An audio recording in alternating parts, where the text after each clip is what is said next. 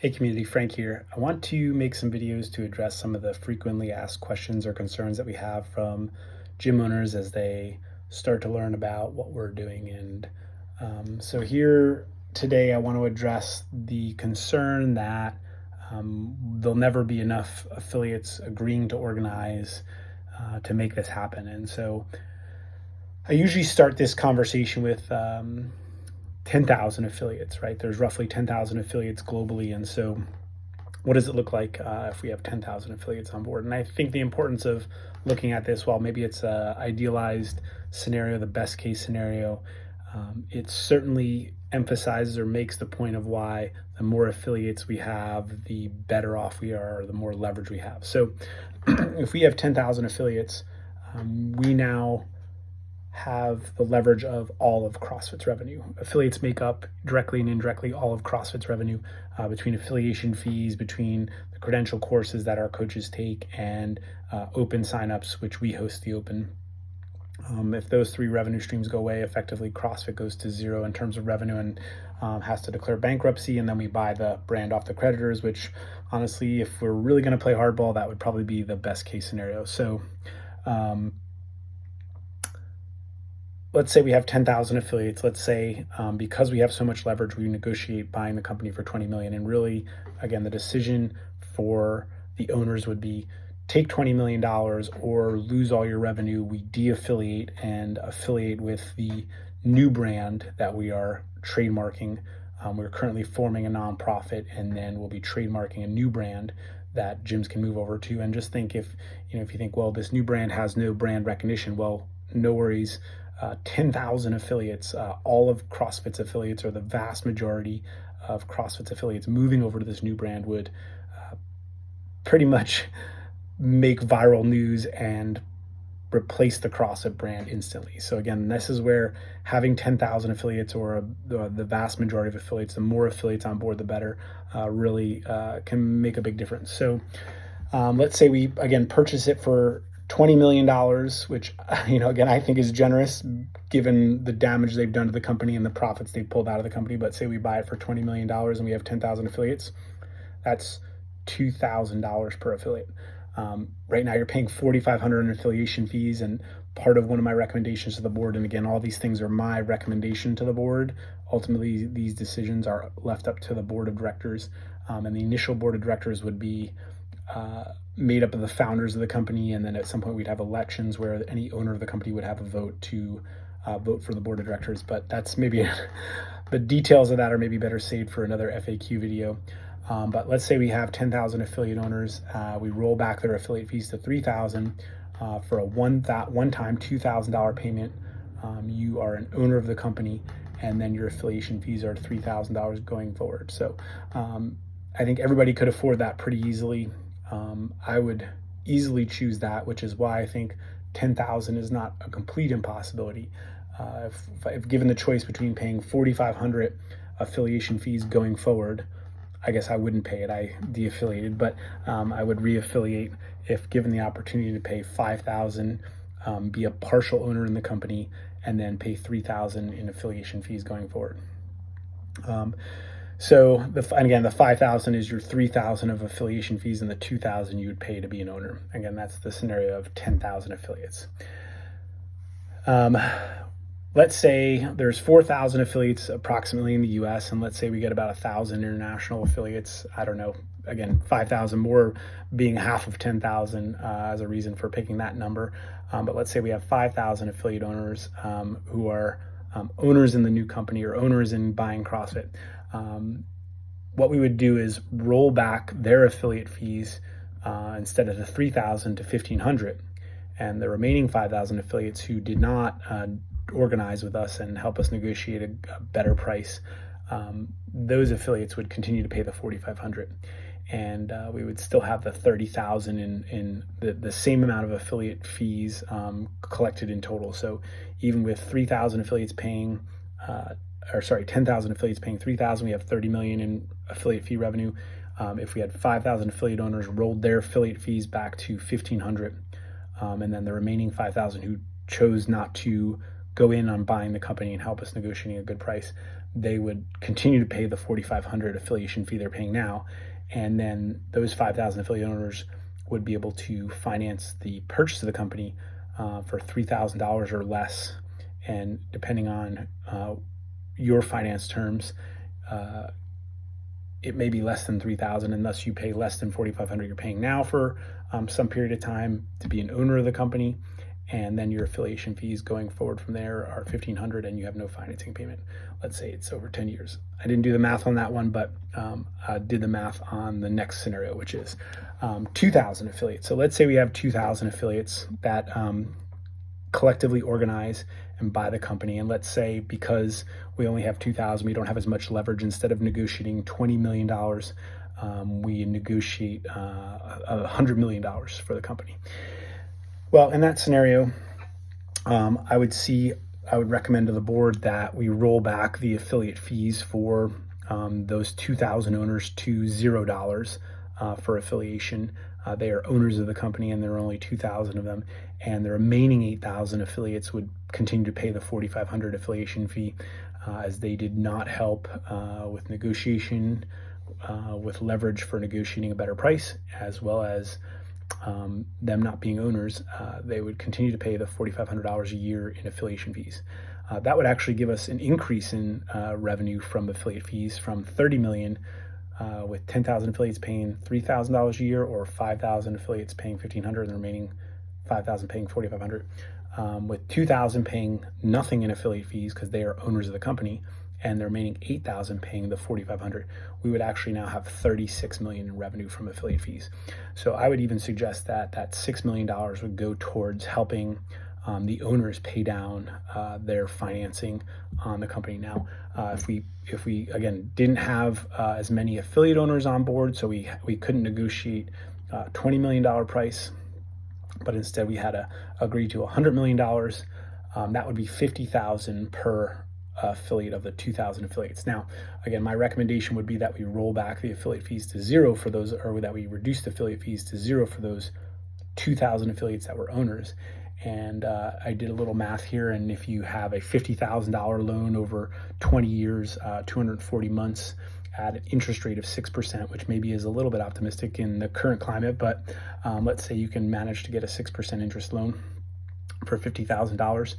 That works out to $358.22 per month, and yearly that works out to $4,298.67. So you, instead of paying $4,500 in affiliate fees and really having nothing to show for it, you would be an owner of the company. You would have a 1/2000th share of the company, and pay less per year.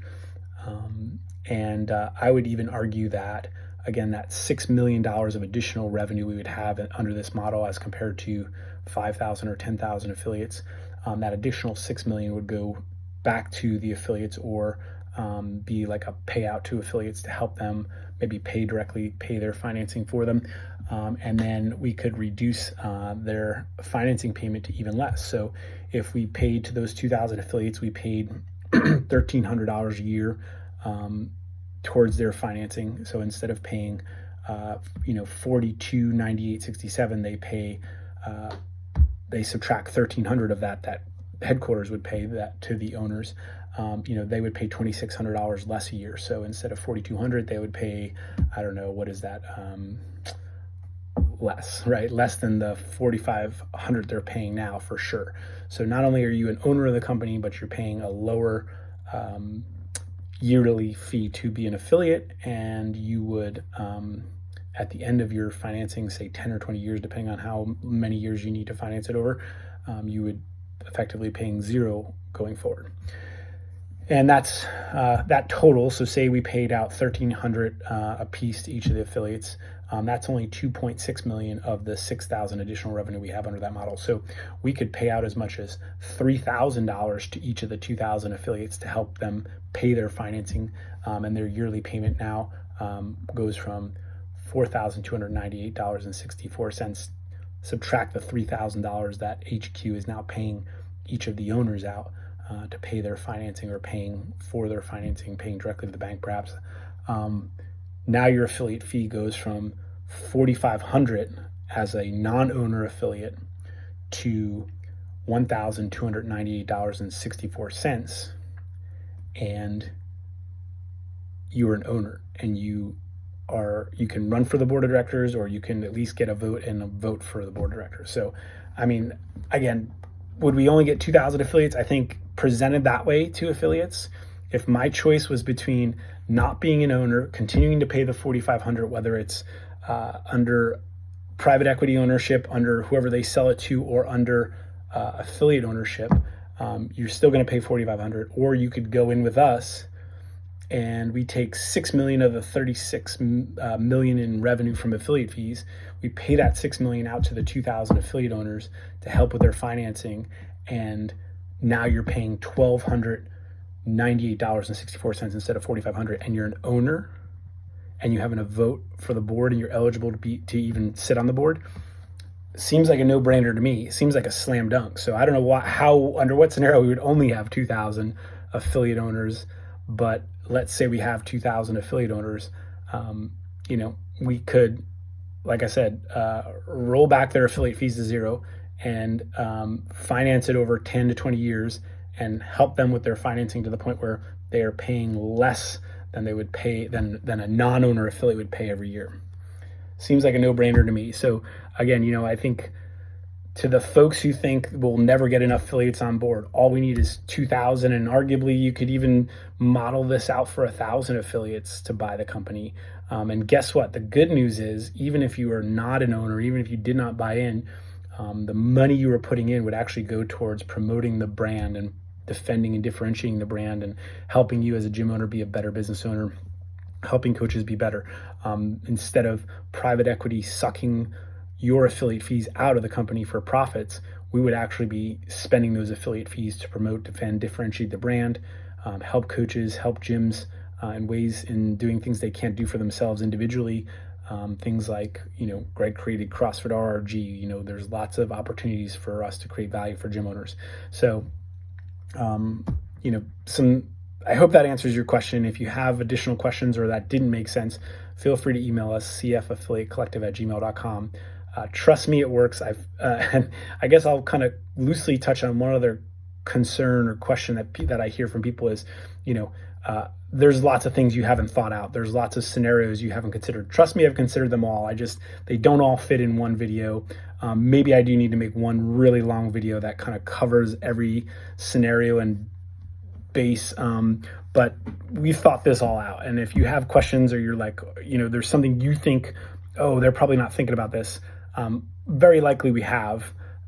You just haven't found that information. And again, I understand Instagram is not a great platform. It's not the ideal platform. There's things we don't love about it. But I've spent the last 12 to 18 months is when this started. And the last 12 to 18 months I've spent thinking about all these things. Maybe there is something I'm not considering. I think I've at least considered all the major things. If I've heard from a lot of affiliate owners that bring up these concerns, and then I've thought about, well, how do we handle that situation? I've thought this all through. I've had affiliate owners help me think this through. My conversations with affiliate owners have helped. If you have a scenario that you think we haven't thought through, by all means, send it over, cfaffiliatecollective@gmail.com.